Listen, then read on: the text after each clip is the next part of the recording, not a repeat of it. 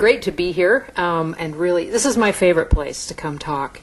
And I kept trying to prepare, and I realized I don't have anything to prepare. When I come here, I just need to come talk to you, because this is an audience that wants to hear, and it's fun to come talk. So I gave this talk in November in Minnesota, because the Minnesota Fibromyalgia and Chronic Fatigue Support Group asked me to come out and give a talk. So I did quite a bit of, I usually give a talk on treatment, and they said, we want you to talk about research advances, and I'm like, holy cow, that's a whole different preparation. So what I did was designed a talk that would help you be enthusiastic about the progress we're making in terms of research supporting these illnesses. And I'm not going to try to cover all research. I just wanted to talk about some research I think is going to change the face of science in terms of our progress with these illnesses. I want to start with just quickly the case definitions. This is the CDC research case definition, and you should have a handout. I'm not going to go through it. The research case definition really focuses on fatigue and the post-exertional relapse, cognitive complaints, pain, sore throat, swollen lymph nodes, headaches, and sleep. You've probably heard this before. And the research case definition excludes people who have almost any other overlapping problem, which is really a problem when you make the diagnosis. The research case definition is not really to be used clinically. It's to separate out people who only have CFS so that we can study it. And it's become very problematic in trying to make a diagnosis, because certainly you can develop depression when you have CFS. Certainly you can have another overlapping illness that gives you additional fatigue or pain. So this case definition has a place among researchers, but it's been not very useful clinically. There was a consensus meeting in Canada that invented what we call the clinical case definition. That is more recent, and the first 6 things are very similar, but then it emphasizes 3 clusters of symptoms: the autonomic manifestations. That OI stands for orthostatic intolerance and irritable bowel syndrome. And there are many other autonomic symptoms. Neuroendocrine manifestations, that temperature changes, intolerance, weight changes, and a lot of different hormonal things, hormones that originate in the brain. And then immune manifestations. And that's that kind of crossover territory. We can't quite tell if it's an infection or if it's an allergic response. And all those symptoms that fall in that category. This is a much more useful definition that is not as widely used because it didn't come through the CDC. But clinicians who study the illness gathered and came up with this consensus definition, and I think it will take hold. And you may know that ME stands for myalgic encephalomyelitis, which is the term used in Canada and in Europe. That's fairly synonymous. Then I want to throw in the definition of fibromyalgia syndrome, which is just a simple way of grouping people who have widespread pain, needs to involve 4 quadrants of the body and the spine. And then there are tender point criteria that are found on exam, and you're supposed to have at least 11 of the 18 tender points.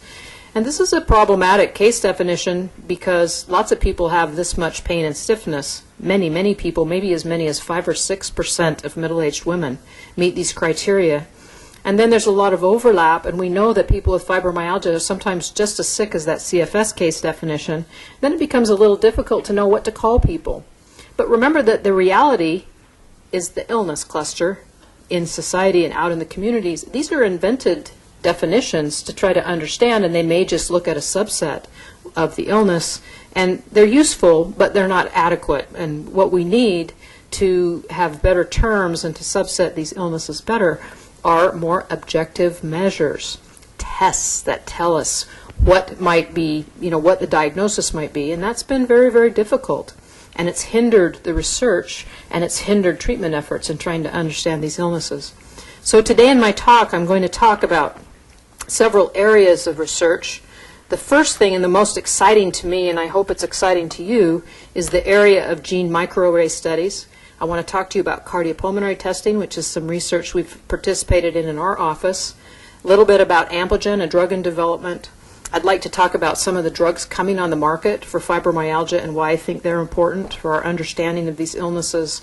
And then I want to share with you, if we have time, and there won't really be time to do all this, we'll see how it goes, but tell you a little bit about how on the federal level at the CDC, there's a very strong commitment to understanding this illness, even though the public doesn't know that yet. And I'll tell you how you can access that and learn more about it. Now, before we start, I want to remind you what research is. And research is very, very important to move forward in understanding illnesses. Research is the laborious process of identifying facts and creating and testing theories around those facts until all the facts fit together in a complete picture. And I'm going to tell you that right now, CFS and fibromyalgia, these illnesses are supported by a few disjointed facts, and mostly are an elaborate number of theories to explain and connect these facts. Now, fact is something you don't argue over. If you have a fact, everyone can agree on it because it's really just a piece of evidence. So facts are irrefutable. It's the theory that we argue about, and that's how we string the facts together and try to decide what they mean. So many times you'll hear lots of different explanations for things. Those are always theories because facts never disagree. You can change your mind about what the fact means, but the fact in and of itself exists. So it's really important to keep track when you're understanding research, what's a fact and what's a theory. They're all important, but theories change as more facts emerge. The more facts you have, the less theory you need. Does that make sense?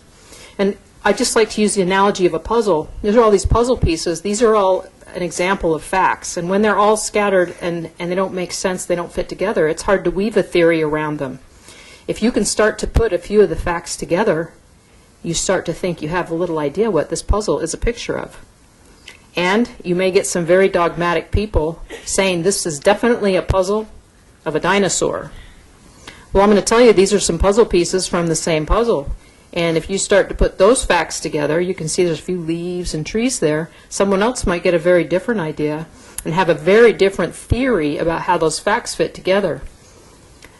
Well, when you take the facts and you carefully start to piece them together one at a time, imagine this a 1,000-piece puzzle instead of a 100-piece puzzle. Well, this is probably the real puzzle of these illnesses is more like a 5,000-piece puzzle. And, you can find the corners and the sides and a few in the middle. And eventually you put the whole puzzle together and you can see that the facts just speak for themselves. And some of those theories had part of the truth, some of them are dispensed, and some of them fit together in the whole. So let's look at some puzzle pieces and see some things that are emerging about these illnesses. I'm going to talk about microarray studies first, gene array studies. Oh, thanks. What is a gene array? Well, if you put gene array in your computer, in the search engine, in Google or something, I think I came up with 80,000 hits. And there are other related terms. That was just gene array. But DNA microarrays, DNA arrays, DNA chips, gene expression, this is all new technology, and it's exploding medical science. It's not just applied to this illness, but to almost every illness. And I want to explain it to you because it's really interesting, and it's going to help you understand how we are making progress and how yet it's not going to help us a lot yet, but it's a good start. So first of all, there are commercially prepared slides with thousands of gene sequences. Imagine, we know what the human genome is now, after thousands of scientists compiled all their pieces together. We know what every sequence is on the gene, and we know how many of the genes cluster, and we know what some of them do, but we don't know a lot about what they do. We have lots of segmental information. We can now copy pieces of the human genome and cut them up into pieces called oligonucleotide probes. And then each of those pieces gets multiplied like 1,000,000 times so that it's a pile of pieces big enough to see. And a computer puts them in dots on a little slide in a very regimented way in a known pattern. That's what a microarray is, and it's prepared by companies and sold to scientists who want to study different things about the human genome. Then samples that we want to study can be prepared and compared. Does that make sense? So you take samples from a person with a disease and you can compare the DNA or the products of DNA with a known sample. And this really raises an interesting question. When you want to study chronic fatigue syndrome, what do you study? What do you put under the microscope?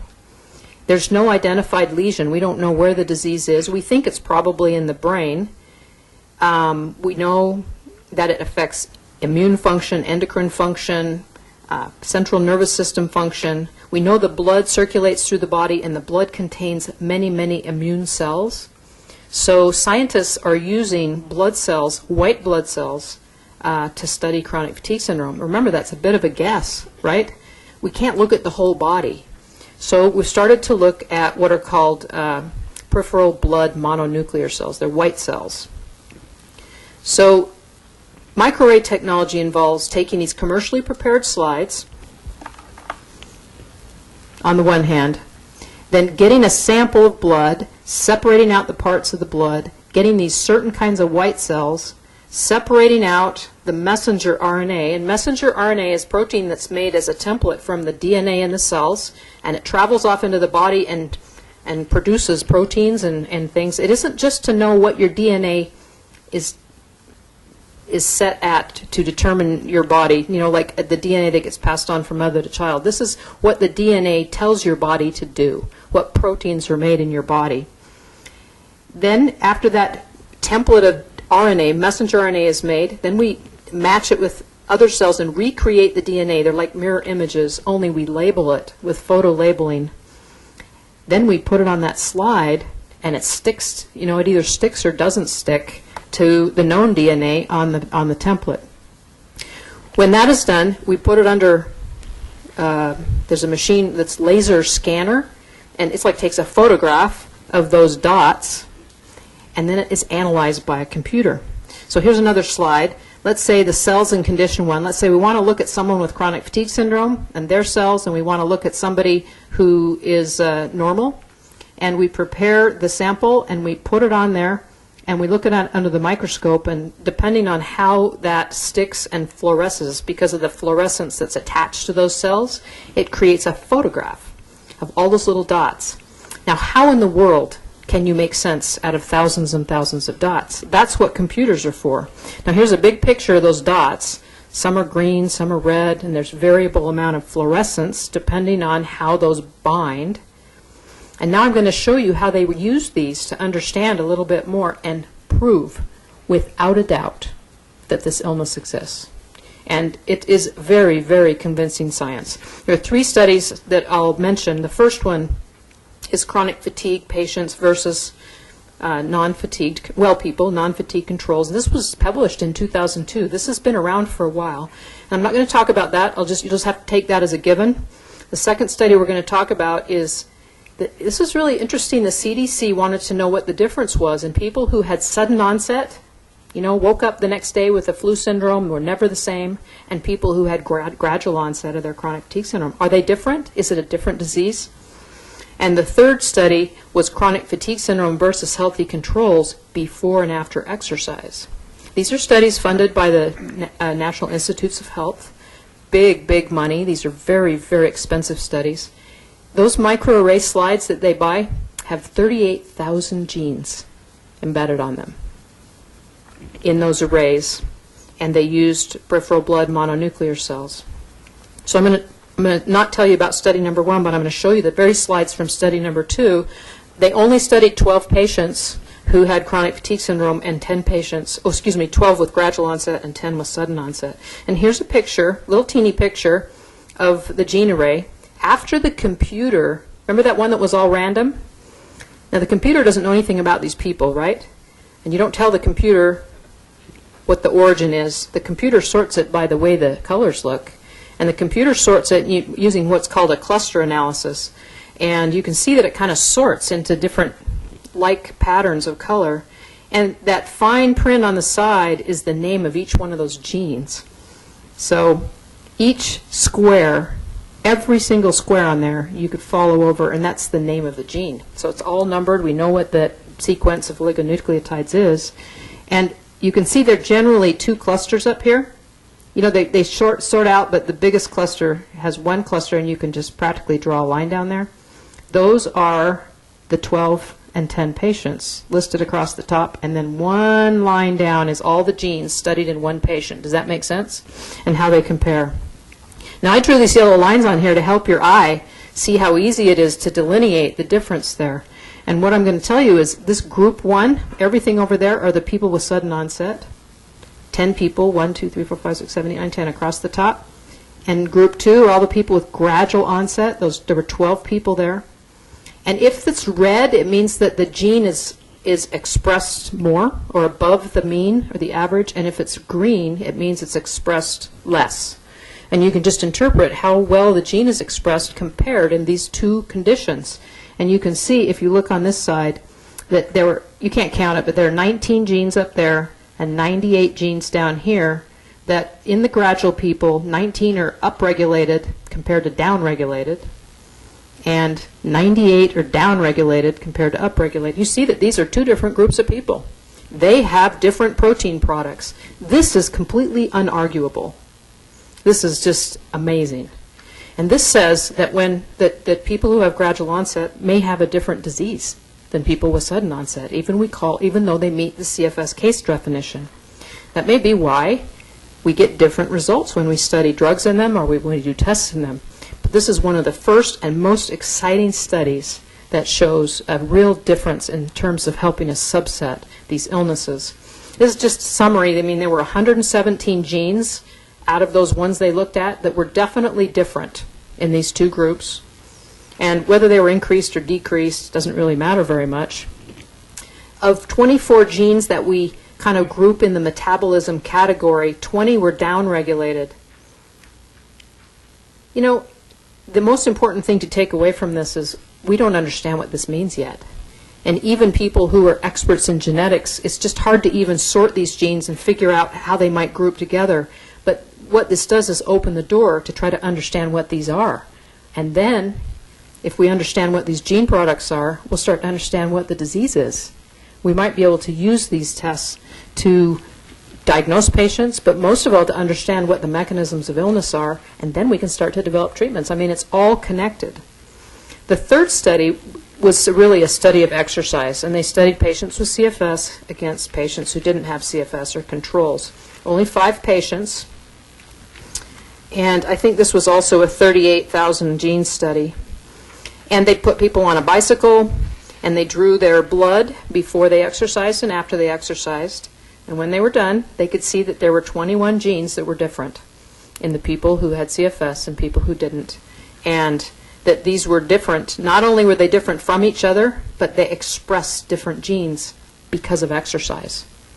That proves there's something different about people with CFS when they exercise, which supports what we know about this illness, that exercise makes people sick. And we don't know exactly why, but we have some evidence to show that those gene products are different. Here's a picture of it. Now, you can just look at that, and it doesn't make much sense, but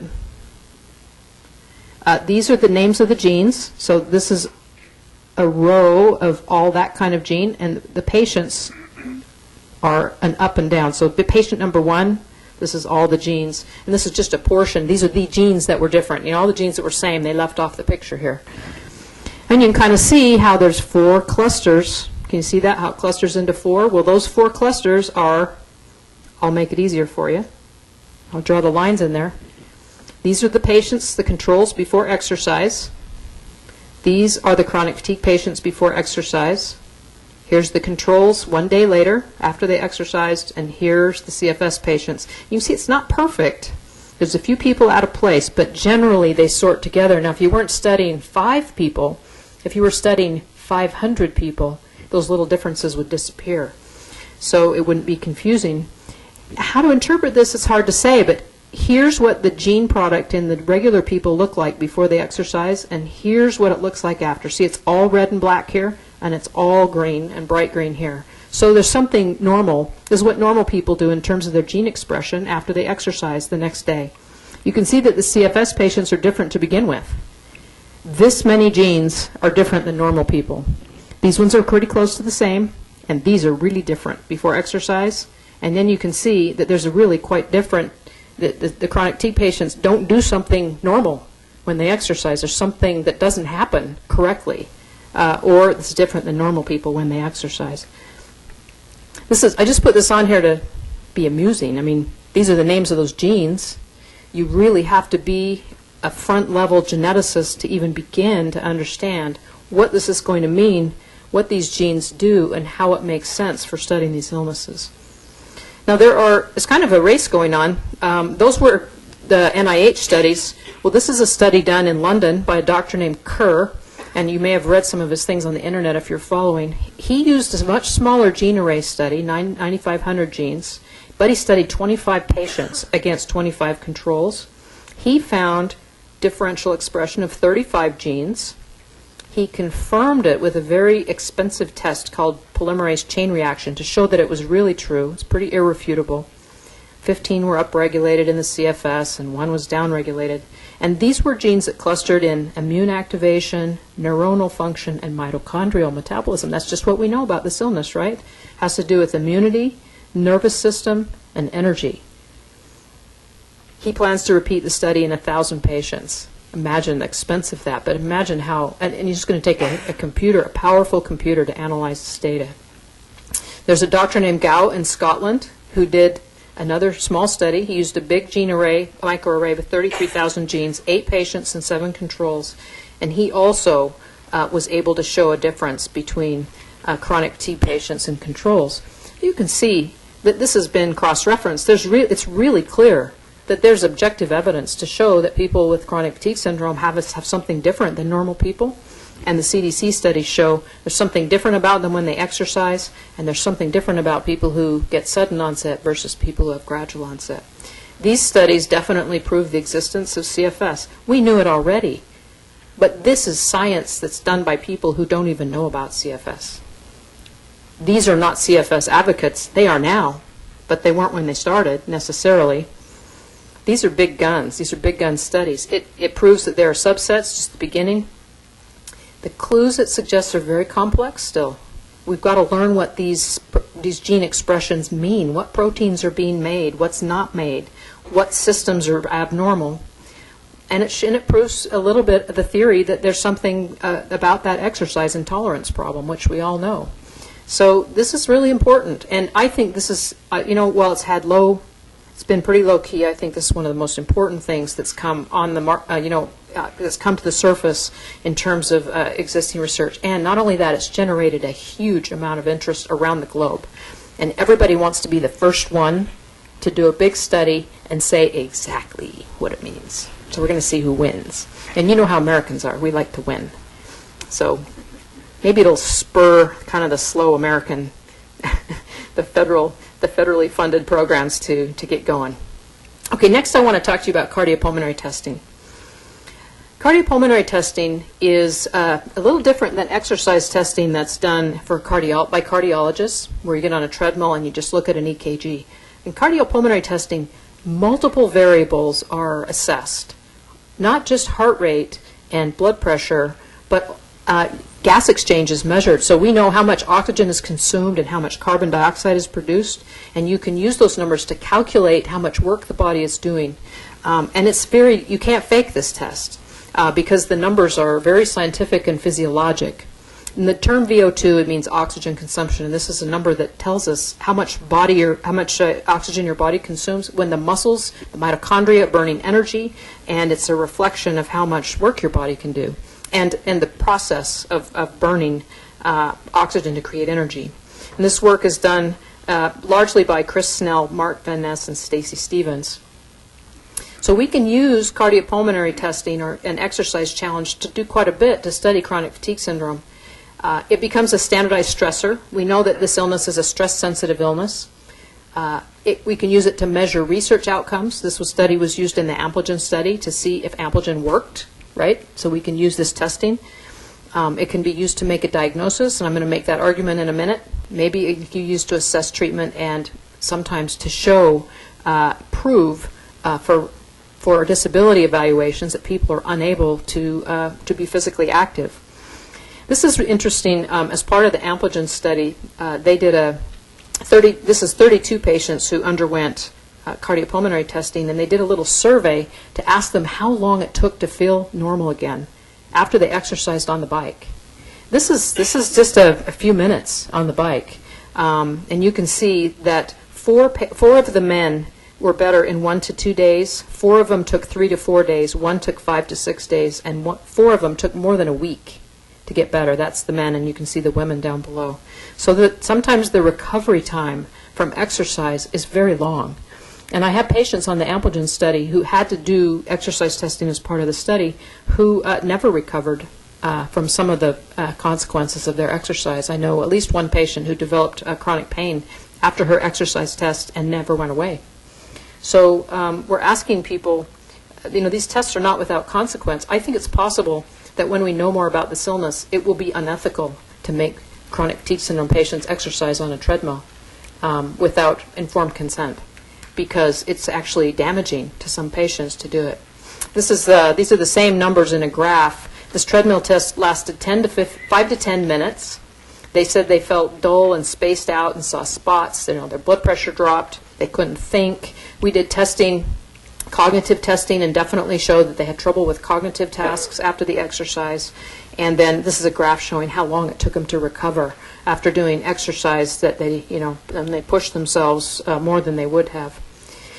Now, this is kind of a complex chart, but I want to show you how cardiopulmonary testing can demonstrate that people have abnormal physiology with chronic fatigue syndrome. Now, this column right here, these are the numbers that the American Medical Association assigns to impairment. Okay, so if the impairment is mild, their oxygen consumption or their VO2 is greater than 25. If it's mild to moderate, it falls in this range. Moderate to severe is this range. And if it falls below 15, it's considered a severe impairment. And they use this test to assess people with heart failure and a few other conditions when they come to be, when they're analyzed for disability. So the question is, can you use this test to measure disability in people with CFS? Well, we looked at 203 chronic fatigue patients during the Ampligen study. Here they are, right here.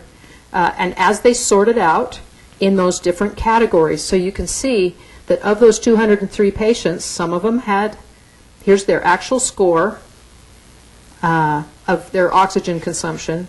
Here's their predicted score. You can see that their actual score is quite a bit lower than predicted, but it still falls in the none to mild range. And then mild to moderate, moderate to severe, and you can see that predicted is 34, and their average oxygen consumption was only 17, and 21 patients could only get an oxygen consumption of 12, which is, that's a third of what would be expected. So there's a big range, even on the Ampligen study. And to be on the Ampligen study, you have to be disabled and unable to work with your chronic fatigue syndrome. Now, this doesn't take into account the people that responded to the drug. These are tests that were done throughout the study. So either there's a big variability in what their illness is all about, even though they meet the case definition or disabled, or some people were variably responding to the drug and fell in better categories. So you can see that cardiopulmonary testing is a very good objective measure for showing some things, not in all patients, but in some patients. And this is an even busier chart, but I want to show you something really interesting.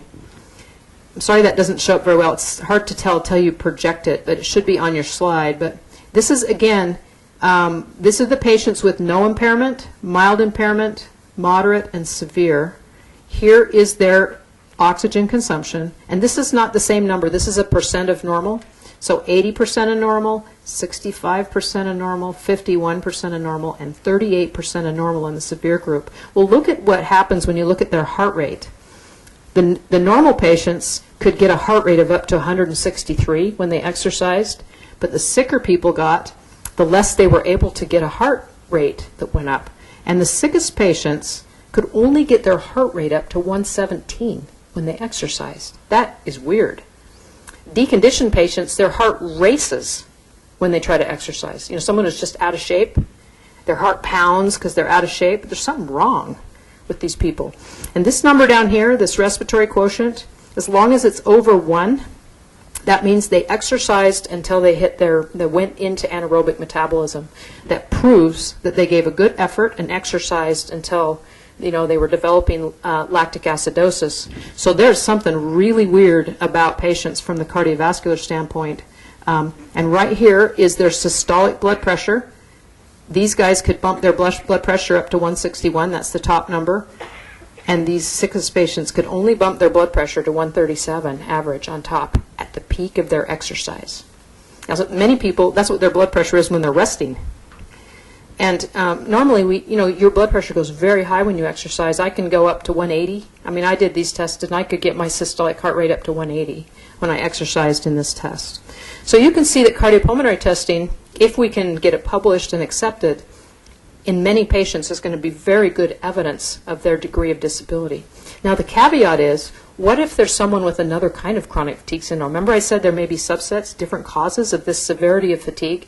So we have to be kind of careful. What if you're one of those people that's severely ill, but your test is pretty normal? So remember, we've got to learn a lot more about what subsets are there, but this becomes an objective marker and very helpful for the people that have abnormal tests. This is another really interesting way of looking at exercise testing, and this was developed by this group. It's called a test-retest. And what they do, everybody who has chronic fatigue syndrome in the room, raise your hand. Okay. This test, I just want to hear the groans when I tell you this, is you have to do the test 2 days in a row. So you do the exercise test on one day, you come back the next day and you do it again. And remember, that's right at the time you're starting to feel terrible and something bad is happening to your body after you exercise. And what this group has shown is that if you take chronic fatigue patients, they did 6 chronic fatigue patients and 6 controls.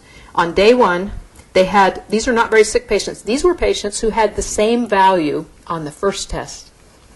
So these are chronic fatigue patients who look pretty normal when they did their first test. On day 2, they could only get their oxygen consumption up to 20. And there it is on a graph. And we took this we went to a conference in the U.S. where the father of cardiopulmonary medicine is. The scientists who study cardiopulmonary testing wrote the textbook. They don't know much about chronic fatigue syndrome, but they know, and they do not know of another illness that would paint a picture like this. He said, if this is real, this is earth-shattering data, that people would not be able to reproduce their same test and that their body physiology would fail them, essentially, on day 2 of testing. So this is huge. So we know that we can show an exercise intolerance, we can show metabolic abnormalities and low aerobic capacity, and this test-retest is very helpful. But I also wanted to tell you that we have a few studies using cardiopulmonary testing that help link to immune dysregulation. And I don't know if you know anything about RNA cell testing, but this is a test that's been around, a diagnostic test that's been studied for some years as a possible evidence of chronic fatigue syndrome, and it's a protein that may show evidence of activated viral pathways in the cell. And as part of the Ampligen study, they studied this many patients, and this test costs $500 a pop, this lab test. So it's pretty expensive to study. And they looked at their RNA cell before and after exercise, and these are all chronic fatigue patients, okay? And those chronic fatigue, they didn't all have positive RNA cell testing. So here are the patients on Ampligen who meet all the criteria. Some had this test marker and some didn't. And those who did show this immune dysfunction had a lower and more abnormal RNA cell than the ones who didn't. Does that make sense? So there's even a difference. This immune marker is linked to their exercise, and if the immune marker is present, their exercise is more abnormal, suggesting that those immune markers may be linked to the people who can't exercise as well. So the take-home messages about cardiopulmonary testing are that it supports, again, very strongly it's evidence that chronic fatigue syndrome is a real entity, a real disease, or a real set of diseases, depending on how we end up sorting it out. It proves that subsets of exercise tolerance exist. Remember, there were all those different subsets. Some people had hardly any impairment, and some people had severe impairment. The test-retest proves a physiologic decline after exercise on day 2. It may be a good clinical marker and a measure of disability, and may help us know how to help people exercise who have chronic fatigue syndrome. And this group, they're trying to use the anaerobic threshold to help teach patients how they might be able to sneakily exercise without causing a flare.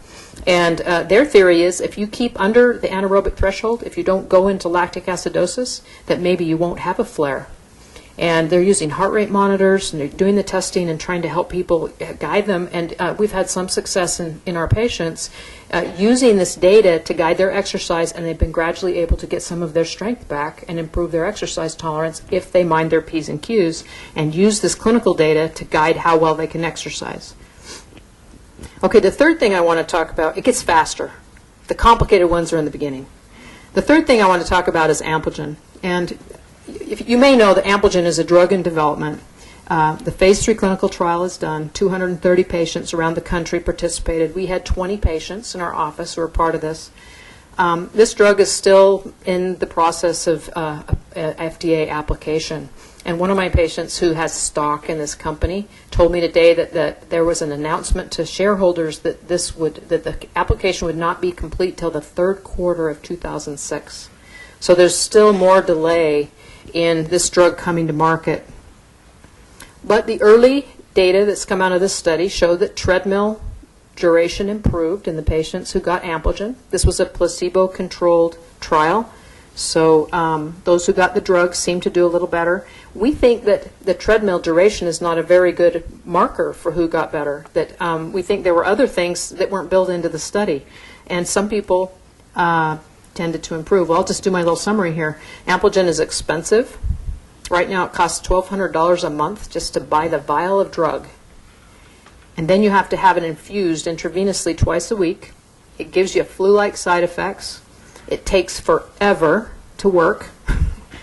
Like, we tell people not to judge it until after 40 weeks of coming twice a week and getting a drug that makes them sick.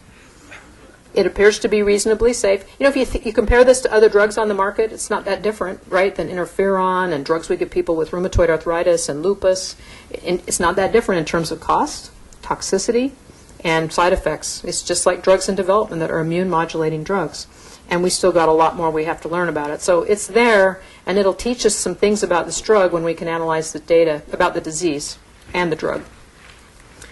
So we know that the response to the drug supports this illness as an entity. It probably proves that the mechanisms affected by the drug exist in at least subset of CFS. In other words, this is an immune-modulating antiviral drug, so that means the people who get better must have an immune-mediated viral-like problem.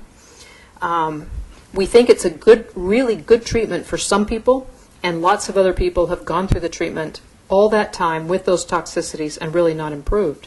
So we're not 100% sure how to pick people to get the drug. And I think that's one reason the FDA is dragging their feet about how to put it on the market. How do we decide who to give this expensive drug to when we don't have very good markers yet and we're not quite sure who will respond to the drug? The next thing I wanted to talk about really are drugs in development for fibromyalgia. And we're going to shift gears a little bit. But remember that these are closely related problems. And some, I think that there's probably more than one or two illnesses here. And the important thing is the diagnosis, the label that you get may or may not be very precise. And you can have what I would consider kind of viral onset CFS with a lot of pain that someone might call fibromyalgia. And other people have fibromyalgia and hardly any fatigue or flu-like symptoms, and then there's everything in between.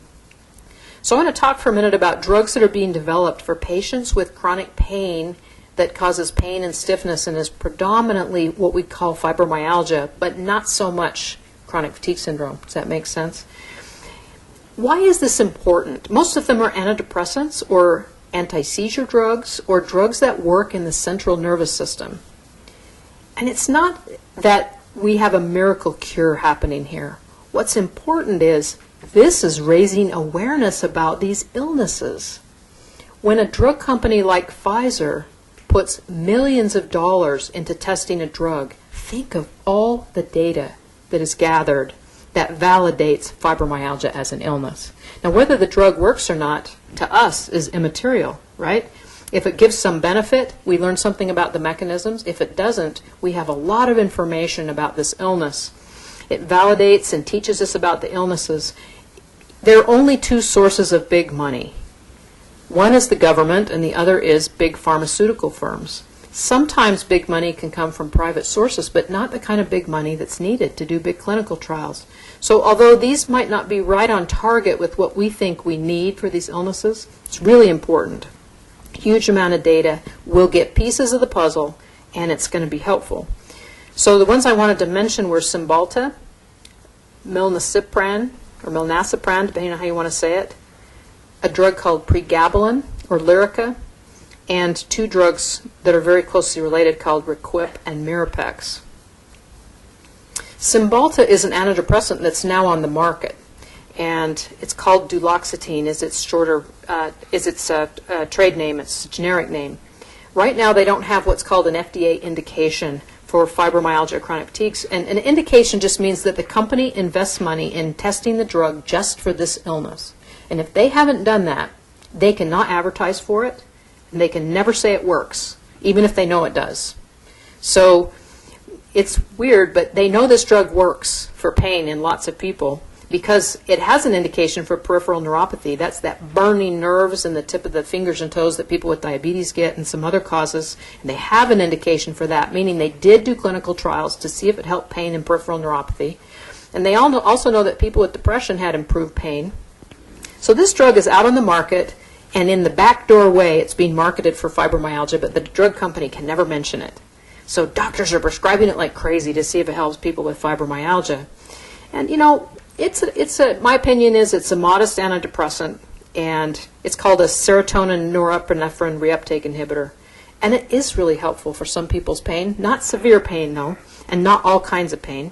It has some side effects, and I think, you know, how many of you have heard of Cymbalta? Just raise your hand. So you can see the news is out there, and I think if we asked everybody in the audience, some people would tell horror stories and some people would say it really helped them, and you'd hear a wide range of how this drug might be helpful. I think they may do some studies later, and there may be something in development, but not that is public. Now this, on the other hand, is a drug that is being studied, and it's been buried in these clinical trials. It hasn't come on the market yet. It's also an SNRI. It's going to be, I think, similar to Cymbalta in some ways, only they are doing the studies in fibromyalgia. And the first phase 2 clinical trial that came out with 125 patients with double-blind, meaning that, you know, there was a placebo-controlled arm, showed that they did have improved pain. And also, they just felt better. Global well-being was better, fatigue was better, and many things were better when they were treated with this drug. And it didn't matter if they had depression or not. That's pretty important. Even if they weren't depressed, the fibromyalgia patients had some improvement in their pain. So a drug like this will teach us something about certain kinds of pain that people with fibromyalgia experience. Now, Lyrica, or pregabalin, is interesting because this drug is on the market for seizures, but they don't have their fibromyalgia indication yet, but they are doing studies for fibromyalgia. And the phase 2 clinical trial that got published had 529 patients. You can see that they really invested a lot, and at a pretty high dose of 450 milligrams, greater than 50% improvement in pain was seen in 29% of patients, compared to 13 patients who didn't get the drug. That's kind of modest, actually. So, 29% of patients said their pain was at least 50% better. So it's real, but it's not a miracle. They also had better sleep and less fatigue and felt a little better in some ways. So this is a drug that shows some promise, and does have some side effects, and there are phase 3 clinical trials underway right now. The phase 3 clinical trials are the ones where they really they hone in on the dose, and they do much bigger clinical trials. And when those trials are done, if they have good results, they can apply to the FDA for an indication, and then they can advertise for it. And if this drug comes out, any drug that hits the market, do you know there are no drugs on the market with an indication for fibromyalgia? You ever heard a drug advertised for fibromyalgia? It's because no drug company yet has completed a clinical trial and gotten an indication for this. That's why it's huge. Somebody's doing it. And that will give us wide experience. And every doctor out there is going to want to try this drug, and they're going to pay attention to their fibro patients. So little progress will be made. Requip and Mirapex, these data are amazing. Both drugs are for Parkinson's disease. Requip went to the work, the company who makes it, to show that it helps restless leg syndrome. They have an indication for it. That means they can advertise. I think Mirapex works just as well. In fact, I've used Mirapex a lot longer for restless legs because I was using it before they did the clinical trial for Equip. So I don't know if you've ever used Mirapex or Equip for restless legs. They're awesome. They're the only thing that really works very well. Well, guess what? Andrew Holman, does anybody hear him talk 2 years ago at our conference? He came and talked about his trials with these drugs. Now he's published a big study of Mirapex, 60 patients, 14 weeks, 4.5 milligrams is a huge dose of Mirapex. It's really hard to get on that much Mirapex without it killing you. There's a lot of side effects to this drug. He's had good success with it, but look at these numbers. Pain scores were down by 36% compared to only 9% in the people who didn't get the drug. Function was up 38% compared to only 3%.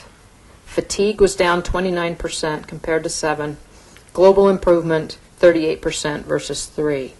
So, I mean, these drugs change fibro symptoms. And these drugs act on dopamine receptors. And nobody except Holman has ever really studied dopamine receptors in fibro. This is going to turn the world upside down in terms of the questions we ask about fibromyalgia. Now, I've prescribed these drugs for fibro patients. They cause nausea and dizziness. They're hard to take. They're kind of expensive. And I've had a couple of people get manic on them. They had so much energy that they developed manic symptoms.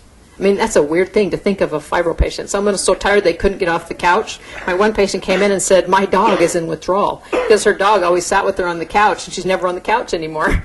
And her dog was missing her. But then she ended up spiraling into a bad place with her energy. So we've really got to understand these neurotransmitters better. I don't think anybody has reported that kind of experience with these drugs. So we'll learn more about that. So the take-home message is, we can learn about these illnesses simply by studying the effects of new drugs. They don't have to be perfect. We just have to try them and we have to study them. But the most important thing is there's a growing interest within the pharmaceutical industry. The big guns are interested in fibro, and it's because there's a growing interest in chronic pain. So we're going to make progress. And fibromyalgia is becoming a common word, and doctors recognize it, and they're interested in how to help their patients with symptoms. And as these data get out, doctors are going to be more comfortable trying drugs. A lot of doctors won't try a drug, won't prescribe it until it has an indication. You can understand that. Everything I do, every prescription I write is off-label, has no indication. That means if my patient has a side effect from it, takes me to court, I'm fried. That doesn't, you're allowed to do that, but if you get in a situation, you don't have very much backup if the studies haven't been done in that disease. So many doctors are unwilling to try any drugs in fibro patients until there's an indication. So getting these indications is huge so that they'll become familiar with the disease and start treating it. So that's why it's really important to that the companies are interested in investing in these drugs. It's just a start. It's not a miracle. They'll help some people and not others. But it's very, very exciting. Okay, the last thing, and we're not going to take too much time, I'm going to send you mostly to the website. Now, this information is on your handout, but if you can see the red up there, that's the website. If you want to do it the easy way, just go to the cdc.gov, www.cdc.gov, and when it comes up and it has a little search box, just type chronic fatigue syndrome in the search box, and it'll take you right to the page. Or you can type in that whole address if your attention span can do that. I can never get to the end of a long address. So, but this is what's important. The CDC has published and posted on their website what their objectives are, what their research objectives are. And if you get depressed and think nothing's happening and nobody knows about this illness, you just go to this website and read what their goals are. And I'm sorry that the blue doesn't show up there, but number one, they want to understand and define the magnitude and complexities of CFS as a public health problem. They want to define the natural history and clinical parameters of CFS, and they want to understand the pathophysiology, the diagnostic markers, and the risk factors of CFS. The CDC is committed to understanding this illness. There is no question that CFS exists, and whoever says that just doesn't know about this illness, because the research now is irrefutable. That doesn't mean we know everything about it, but it's well established as a syndrome. We've just got to learn more about it. We've got to understand it better.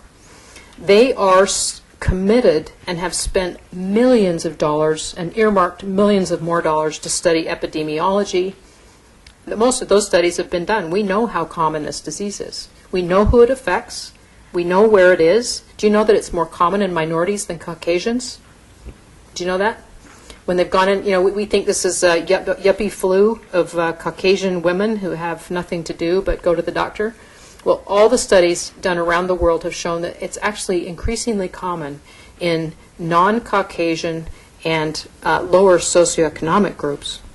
And they have maybe less access to good medical care.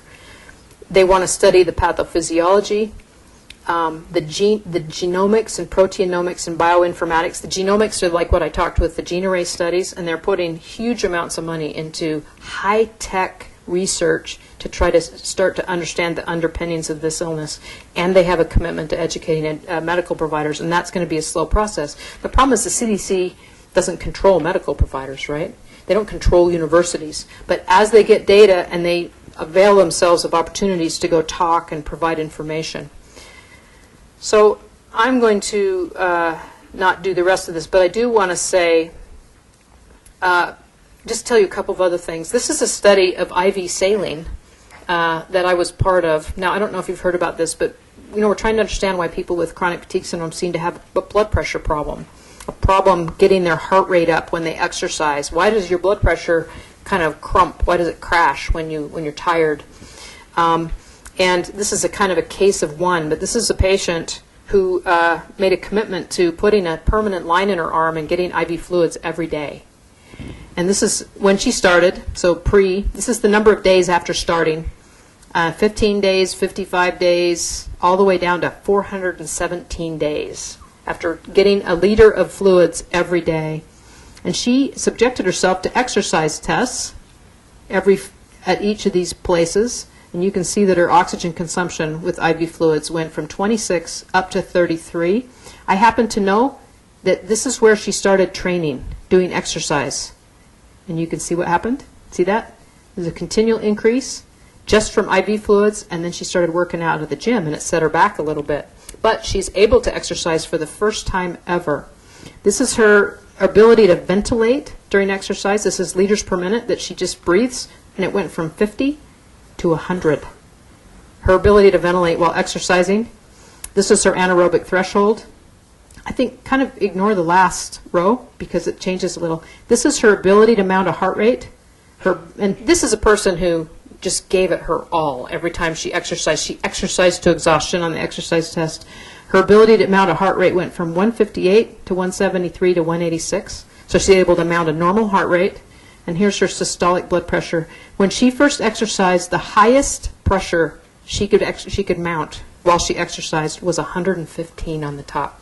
She's a little skinny person with low blood pressure, and after this many days of IV fluids, she could mount a blood pressure of 174 when she exercised. Something happened to this person, and the only treatment she got was a liter of saline every day. So it's a really interesting study. And the last thing I want to say before I took some questions is there's now a group of researchers up at the University of Utah who are just excited about CFS and fibromyalgia research. They've gotten a grant. They have received a grant to form a group called the Catalyst Group. It's a cross-disciplinary group of a geneticist, a bench researcher, a psychologist, people in the Department of Anesthesia, people who study pain, and they have laid out a plan of study, and they're applying for grants, national grants, to be able to become breakthrough researchers in chronic fatigue syndrome and fibromyalgia.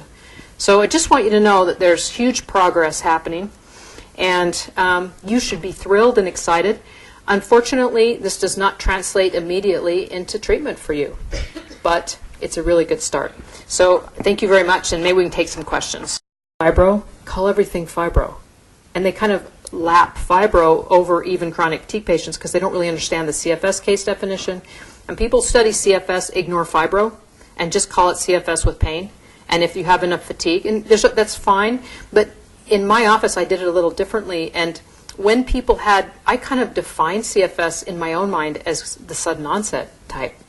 And people who had gradual onset were much more likely to have a pattern of fibromyalgia. So in my mind, I saw them as somewhat different. Now, that's not always the case, but I think a lot of what I would consider the onset of fibro get labeled as gradual onset CFS when they have a lot of fatigue. Now, not all fibro patients would fit under that umbrella. So, you know, this is another thing to remember is when you hear about research, remember that you don't know quite how people were selected for the study. And most of the time, they don't really say if they also met CFS or fibro. They just meet criteria for the thing they're studying. And so, I don't think we're going to make very good progress until we subset better before we study the patients. And we're going to have different names for these illnesses at some point. I think these names will be outdated. They've been helpful because we didn't have anything else, and we still have to use them. But pretty soon, we're going to start peeling off groups of people that meet some criteria, like people who have RNA cell positive, we might start to study. Or people who are in that really severely impaired category on cardiopulmonary testing, we'll start to study them and understand what they have. And pretty soon, groups will evolve that will have their own name and diagnostic tests, maybe, and maybe it will just be different. So the answer is, yeah, I do think they're different groups, and I've noticed it, but I think I probably call them different things. So who knows? We all have our ways of using these case definitions, and that's why I know we have to be careful how we interpret them. I found the saline study kind of interesting, but you only have the one person. Was this your patient that did that? I'm curious why you did it, but I'm also wondering, a lot of people in, I guess you call it the natural health field, just advocate that, like doubling the amount of water you would drink normally should help you in lots of ways. And if it's just straight saline, not with other minerals or other kinds of things, could you just drink the salt water as opposed to having the IV in it? If you got an extra liter of salt water into your system by drinking it, would it make a difference? And you know where I'm going with all of that. Yeah, no, that's very good. Okay, I want to start by saying I don't think anyone should put an IV line in them and get saline every day. We do not know enough about this treatment. And a lot depends on your heart and your kidneys. And someone over 50 or 60, if you get that kind of fluid overload, you could have real problems. So don't go out and try to get this treatment. Also, just having the presence of an IV line in you is dangerous. You can develop sepsis, an infection, or blood clots from the line. So I'm really not trying to advocate this as a treatment yet. I mostly want to tantalize you and say, why is this happening? So the answer is, those of us and researchers around the country who are aware of this phenomenon are also aware that orally replacing this fluid does not work in the same way.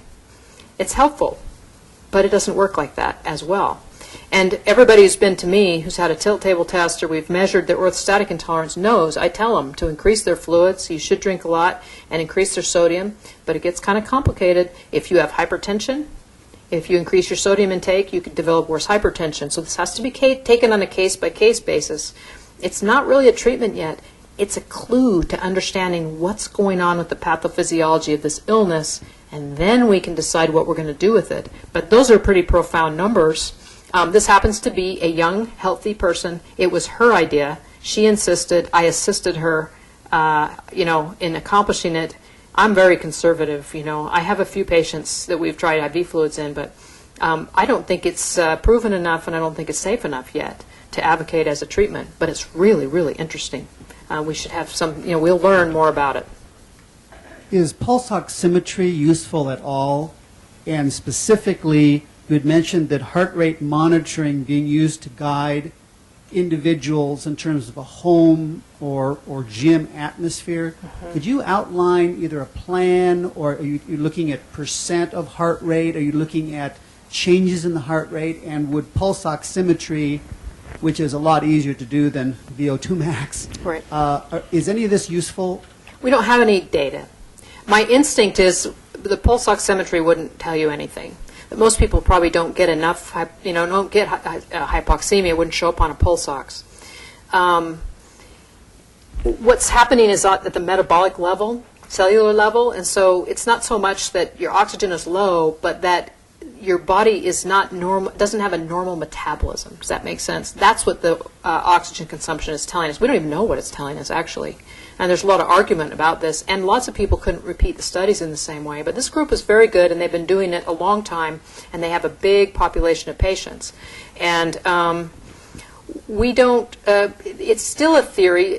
Stacy Stevens' theory is that if you actually calculate anaerobic threshold, and to do that, you have to do the study.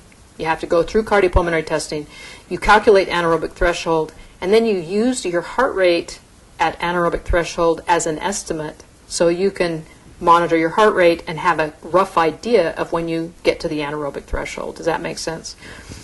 This is fraught with problems. What if you also have orthostatic intolerance? If you have bad orthostatic intolerance, when you stand up, your heart rate goes from 80 to 120 from standing up. So your degree of orthostatic intolerance compounds this, and they didn't take that into account when they did this study. So we need to understand how those things overlay on each other. I think the people with the most dysfunction are people who have both problems. And the more, and we don't, I think this is neurogenic. This has to do with the nervous system input to the cardiovascular system. Not just neurologic input, though, but the HPA axis, how it tells you to retain sodium, the receptors. It's really not well understood, and it's been looked at, actually, by quite a few researchers, and they're not sure. No one's been able to come up with a very cohesive theory yet about why it occurs. So I wish I could give you a better answer. When you were talking about the microwave technology and the white blood cell count, you notice that it's much lower. What's the probability of pancreatitis? Now say that again. What's the probability of pancreatitis? Because of the white Oh, I see. count being so low. Now, okay, microarray I think there's a little disconnect there. So let me come back. Let me answer your question about pancreatitis and white cells. I don't know of any connection with pancreatitis. That's a good question. White cell counts vary a lot in people with this illness, and actually tend to be low sometimes, sort of like people who have a viral infection. And if I had to generalize about chronic T syndrome patients, if they have a white cell abnormality, it tends to be lowish, and that's not been explained. Not super low, sometimes super low. Sometimes we have a few people we feel really, really nervous about because their white counts are a little bit on the low side all the time without an explanation. And then the tests we use in the microarray study don't really relate to your counts. What they do is harvest them. So they get a big tube of blood and they spin it down and they take all the white cells out and then they study them. So it's a little bit different than your white count. And they take them and break them down and take the DNA out of them because they're easy to take out of you. You don't really want someone cutting off your finger and checking the DNA or sucking out some brain cells and checking the DNA. So blood cells are a little easier to harvest and put in a test tube, and you don't miss them quite so much when they take them out.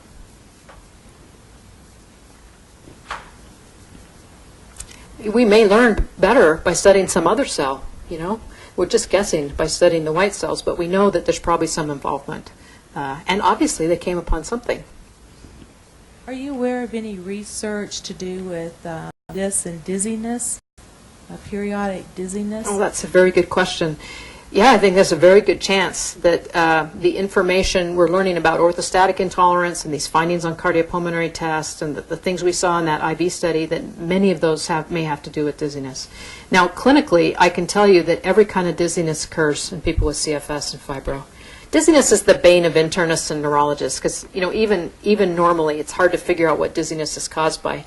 But everything dizziness is caused by occurs more frequently in people with CFS and fibro. Can be caused by heart rate abnormalities, either too fast or too slow. Can be caused by blood pressure abnormalities.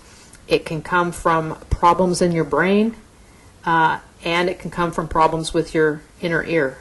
Or any kind of inflammation or viruses or autoimmune problems, and all those things occur more frequently in people with CFS and fibro. So dizziness is extremely common. I bet every person has some kind or multiple kinds of dizziness at some point in their illness. So I'd like to be able to explain it, but it's still kind of complicated. What kind of a physician would you recommend for someone who has that as a primary problem? Dizziness. You know, probably what you need to do is have either your primary care doctor and or a neurologist and maybe an ear, nose, and throat doctor evaluate you to make sure that there's not some other dangerous cause of the dizziness. One of the big problems with these illnesses is you have to settle with your illness after the rule-out diagnosis has been done. I mean, it's frustrating. You know, you want to go make sure that you don't have a brain tumor, that, you know, you don't have an acoustic neuroma growing on your ear nerve or something. You don't want to just chalk up all your symptoms to your CFS and fibro, but then you've got to be okay about having a negative test and saying, all right, here's one of my symptoms I'm going to just learn to adapt to and not be too frightened by. When they say that the central nervous system is going too fast, that's the fibro, kind of related to the fibro? Going too fast? Or something going on with that would cause the dizziness? Oh, there's lots of causes of dizziness. And it's not necessarily that it goes too fast, although that could happen. But again, there's lots of causes of dizziness, and so it's hard to say exactly. And it would vary from person to person. Are you finding more and more physicians are accepting chronic fatigue as a real illness, or is it still a real struggle to get them educated? You know, there has been a lot of change. I think awareness of these illnesses has completely changed. Now, the willingness to take people on and treat them is still not there because they don't know what to do. But I think everybody's aware of it now. And that's huge. That's a big step. That's progress.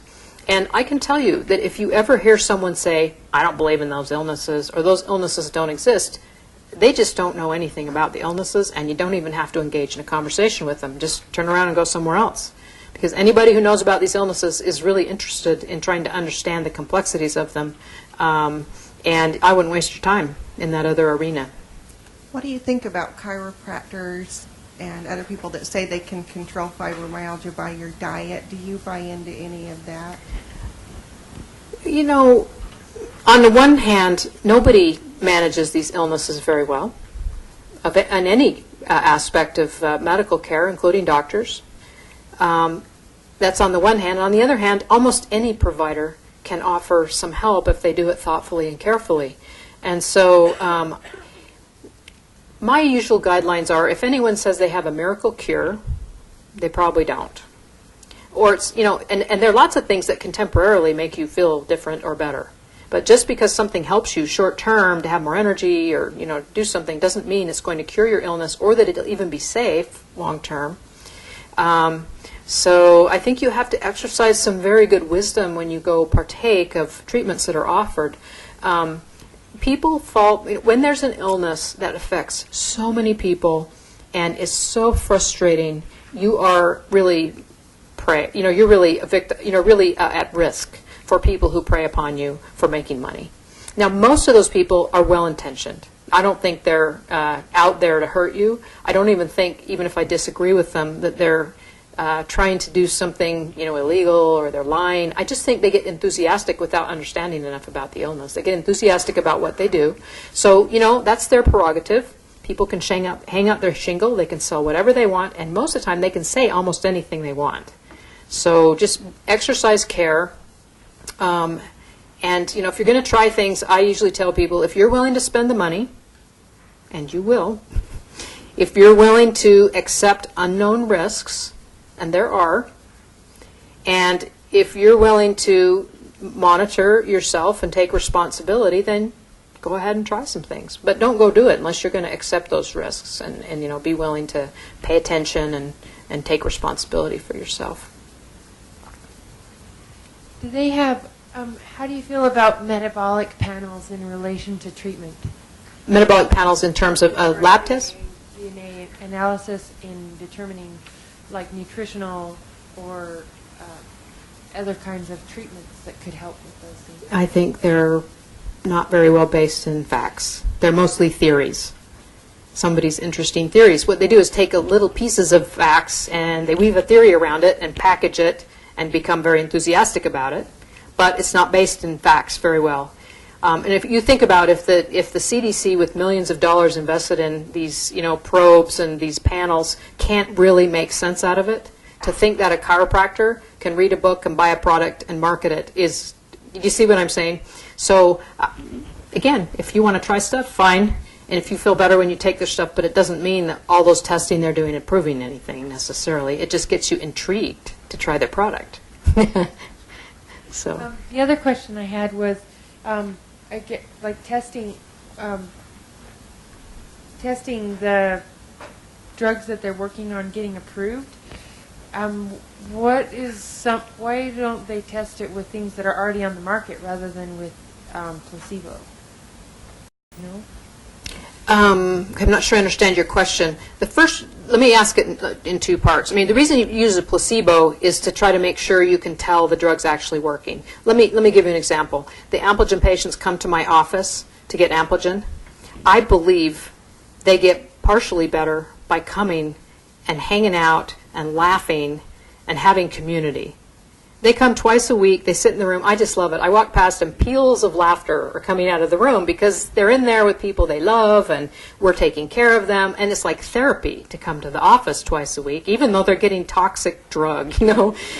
And I'm so grateful there's a placebo controlled, that half of the patients were getting placebo, or everybody would have gotten somewhat better just from coming to the office. So that's why we use a placebo, is so we can say for sure which things came from the drug, because we know that everything else was held in common. The other question is about why don't they test more drugs on the market? It's because no one wants to put the money into it. It costs millions of dollars to get an indication. So a drug company must be very, very interested in making they must think they can make back the money, or they would never begin. So I think that it's a little bit of a chicken and the egg problem. Is the more we know, the more interested people will be, and there'll be a little bit of a snowball effect. The more we know about the illnesses, if one drug comes on the market and it helps people, and the drug company makes $50 billion, all of a sudden a bunch of other people are going to be interested in trying the same thing. And we're going to learn the hard way that we're in America, you know what, we want everything right now. And everybody's going to be put on the drug. The first drug that comes out with an indication is going to make a huge amount of money because everybody's going to want to try it, everybody's going to want to prescribe it. Just like when Prozac came out. And then the pendulum will swing back and we'll figure out where its appropriate place is and what it works for, and that it hurts some people and helps some people, and it'll, come back to the appropriate place. And we'll make progress little by little. I have two questions. Have you found any antiviral medications other than Ampligen to be effective in treating CFS? That's a good question. Lots of antiviral medicines have been studied a little bit. And I can tell you, I've certainly had patients that I just put on an antiviral medicine and they got a lot better. But I have a lot more that didn't get helped at all by an antiviral medicine. So how many people do you just try on an antiviral medicine without any data? Well, I don't know. It depends on how many times you have success. And every once in a while, I'll put someone on an antiviral drug because I'm sick of doing nothing and I want to try something, and I'll have this great experience, and then I'll try it in 10 more people and it doesn't help anybody. So until we know why it works in certain people, it's not going to be very useful.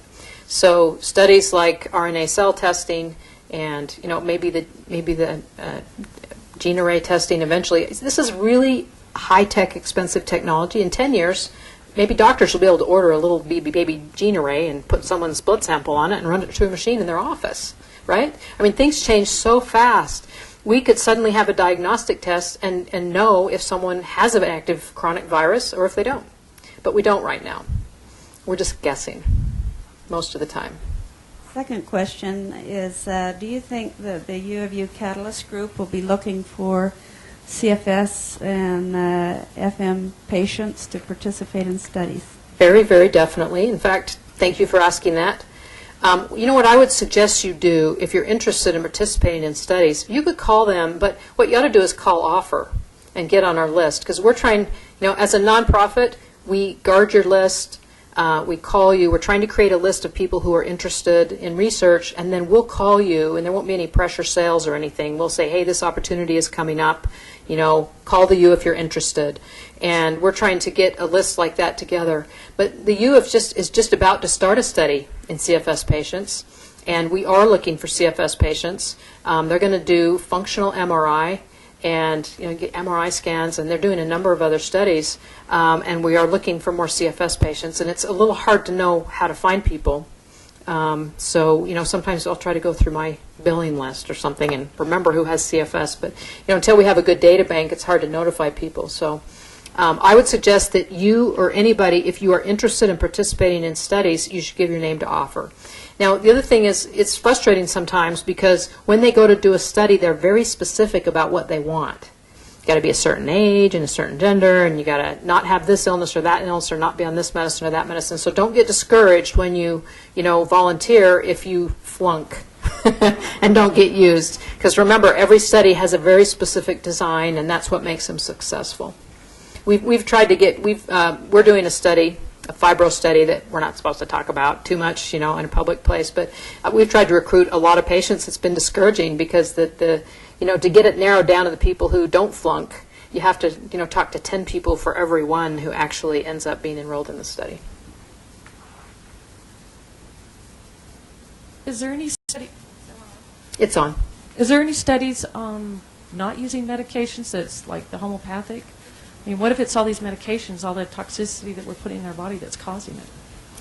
That was kind of a complex question. There were many parts to that question. The answer to the toxicities causing the illness, that's a great question, but we don't have the answer to that. My instinct is that's not the cause of this illness, because I've seen hundreds and hundreds of patients. I kind of ask myself that question, did Prozac cause this in everybody? Because everybody got put on it at one time or another. But, I've seen enough patients that didn't get put on Prozac that, that theory was out. And so the fact, that's a good question. We don't know about environmental toxins and other things that cause DNA damage and change our genetic makeup and things, and those are good questions. Are there other studies besides drug studies? Yeah. The U is doing a fibro study right now with exercise. There are other kinds of studies. It's hard to find studies. And again, I'll put an ad out for offer. You and everybody if you'd give your vital statistics to offer, call and say, how old you are and what your illness is, and give us permission to put you on a list. We'll try to call you when studies come up. We would like offer, our nonprofit, to be a coordinator and a central database so people doing research will call us and say, hey, and that's what Catalyst is going to do. As soon as they're ready, 2 or 3 weeks, they're going to call me and say, we want 20 CFS patients. Give us some names. And we'll try to give them a list of patients. And, we'll get more studies. There are studies done of other medicines, but homeopathic medicines and alternative medicines, complementary medicines, are sometimes not as well funded, right? And the other thing to remember is if the funder is the seller, they have a real different agenda. And they're not really, someone who's selling pharmaceutical products, it's really not in their best interest to do a controlled clinical trial if the drug is selling well. Why would they? Do you know what I mean? So the question about who funds these studies is really interesting, and that's why we don't have enough, because we don't have a big brother who funds them all in a neutral way, so we get the real data. Okay, you guys, we got to end sometime. One more. My doctor said that in order to prove the importance of sleep with fibromyalgics, they did a study where they put, I don't know how many people, I don't remember the specifics, but so many patients were put on the date rape drug. And Xyrem. After so many months or whatever it was, they were practically non-symptomatic. It seems to me that after a test like that, that somebody would concentrate more on a good sleeping pill, rather than some of these other. That's a good question. I mean, there is a lot of interest in sleep and fibromyalgia. I think everybody who studies it knows that one of the most important interventions is to try to reestablish better sleep. The problem is no drug gives you natural sleep. Now, we know that if you don't have natural sleep, you can wish all you want for it, right? So it's probably better to get something that approximates good sleep, but we do have a lot of work to do. And Xyrem is, the stories come out, everything sounds perfect when they come out. And people who do the clinical trials, they're so excited about them, and they study a little group, and we're not sure how they pick people. And I prescribe Xyrem, and I have patients who take Xyrem, and Xyrem's a good drug. But I'm not sure in the whole it's any better than Ambien or, some of the Doxepin or some other drugs we use. They all have their pros and cons, and some people like them and some don't. That drug lasts 3.5 hours. It's liquid. It's very expensive. You have to buy it through a central pharmacy, and you have to take it twice a night. You have to take the first dose and wake up and take the second dose because it doesn't last very long. So, there are logistics to something that sounds perfect. And when you get right down to it, not that many people stick with it. On the other hand, there are a few people for whom it's just finally the only thing that's really been helpful. You can't take it if you have sleep apnea. I mean, you really have to put it in context. So, good question, though. Okay, these are all great questions. We'll try to do another talk like this in a few months or in a year and see if we've made any progress. Thanks.